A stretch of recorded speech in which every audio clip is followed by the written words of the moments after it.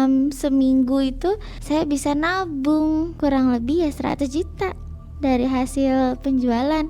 Saya buka cabang. Saya berani tuh buka cabang. Tapi setiap mau buka, saya selalu datang tuh ke cabang yang saya buka itu.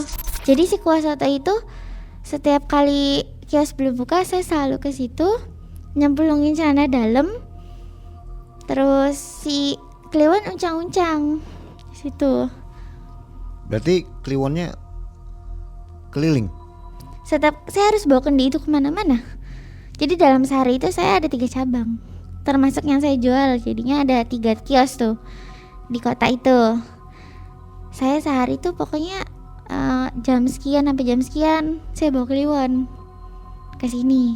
Karena kan pelanggan jam rame di sini jam segini saya tahu. Jadi saya tuh bawa si kendi itu. Kalau celana dalam jam berapa dimasukkan? Itu mah setiap kali saya bikin kuah soto. Tahu karyawan? Tidak tahu. Taunya itu rempah. Saya masukin ke dalam kain jaring yang kayak buat rempah aja, karena emang sotonya kan kaya akan rempah. Jadi taunya itu si di dalam kuah soto itu tuh saringan rempah. Akhirnya 2019 kan mulai covid Nah mulai covid tapi saya tabungan udah banyak. Saya udah bisa kebeli mobil. Jujur dulu saya punya mobil HR-V. Saya Honda HR-V. Terus saya beli rumah di salah satu perumahan yang ada di Jawa Barat itu cash. Tidak kredit, tidak DP besar, tidak. Itu cash. Saat itu harganya masih 165 juta. Murah rumahnya, bagi saya itu murah karena tabungan saya sudah di atas 1M. Saya tempel tuh di rumah, saya beliin mobil. Terus saya berani ajuin kur ke bank, saya di ACC. Saya seneng lah di situ, mulai aman. Terus hari-hari itu saya kasih ke Nyai Seruni. Seperti biasa, saya masuk ke gubuk itu dengan memakai kebaya dan selendang ini.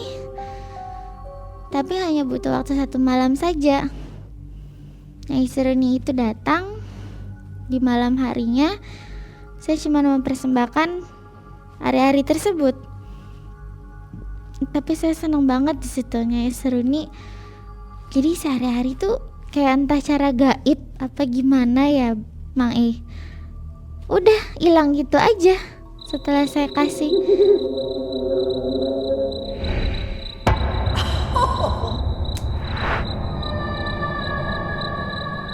Tapi saya nggak boleh sholat. Pokoknya Abah tuh pesen jangan sholat, jangan ibadah. Di situ kendalanya, dan saya juga menjalani dengan nyaman, gak yang keberatan. Itu di kisaran tahun 2020-an. Suami saya tuh ngelihat kayak bukan Diana. Sama aku tuh heran. Aku sampai mau berhubungan sama suami aja tuh jarang, karena emang ngelihat aku tuh serem kadang-kadang. Nah di situ tuh kayak mulai suami tuh, kamu tuh kenapa sih Dek? Males ngelayanin AA. Ya bukannya gitu ya, emang gimana orang masih men masa ngelayanin kamu sih? Kamu kok jadi kasar sih? Ya, aku mulai berantem tuh sama suami di situ. Kayak gini ya. Akhirnya aku memutuskan buat kayak males-malesan ya. Nggak lagi terlalu peduli sama kliwon gitu. Kadang aku juga suka lupa ngasih kembang kantil ke kendinya kliwon.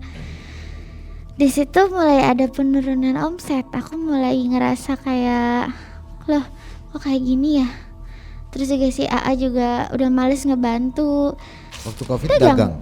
Tapi cuman tinggal ada 1 cabang. Ada yang beli? Ada, tapi tidak seantusias dulu. Padahal saya ngasih hari-hari tetap 9 bulan sekali. Berarti kan hanya 4 kali ngasih hari-hari dong. Pas mau ke 4 kali itu biasanya di bulan November jatuh ngasih hari-harinya. Tapi saya lupa. Itu aku ke rumah Abah lagi. Bah, kenapa ya suami aku sama aku jadi kayaknya beda lah, aku banyak diomongin inilah itulah. Nah udah kayak gitu Abah bilang, kamu tuh udah berapa lama gak kesini, kamu telat udah lama banget, sampai 3 bulan lebih. Iya saya salah. Terus gimana ya Bah? Ya udah sekarang gimana Bah Nyai Seruninya? Gak bisa, Abah gak bisa bantu. Loh, Abah gak bisa bantu? Saya masih ngobrol tuh sama Nyai Seruni. Nyai, saya minta maaf karena telat ngasih ari-ari. Gimana ya Nyai, saya minta maaf sekali saya telat.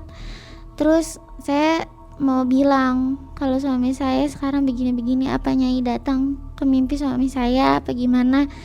Kok saya jadi seperti ini? Saya minta tolong sama Nyai. Nyai Seruni bilang gak bisa dia.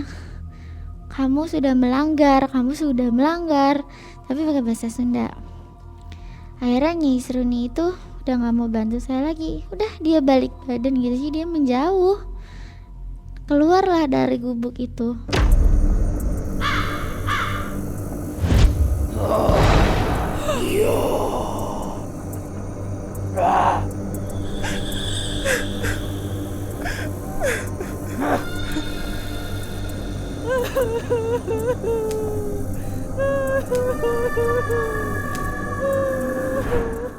Saya mulai lagi kan penurunan omset, lalu juga tabungan saya habis buat berobat suami kan, jadinya ini gimana ya kayak gini kok jadi kacau. Cabang juga tutup gara-gara covid juga, terus juga saya lupa, kadang Kliwon udah nggak keluar lagi dari kendingnya, udah nggak keluar dia. Akhirnya kita ke Ustadz, kita tuh ngobrol sama Ustadz gini. Pak Ustadz, sebenarnya saya itu supaya ngelarisin soto saya pakai pesugihan, namanya Kliwon. Ini kendinya, ini di dalam kendi ini itu ada makhluk seperti anak kecil, dan itu cuma saya aja yang bisa lihat. Nah si Ustadz itu izin bawa kendi itu buat apa?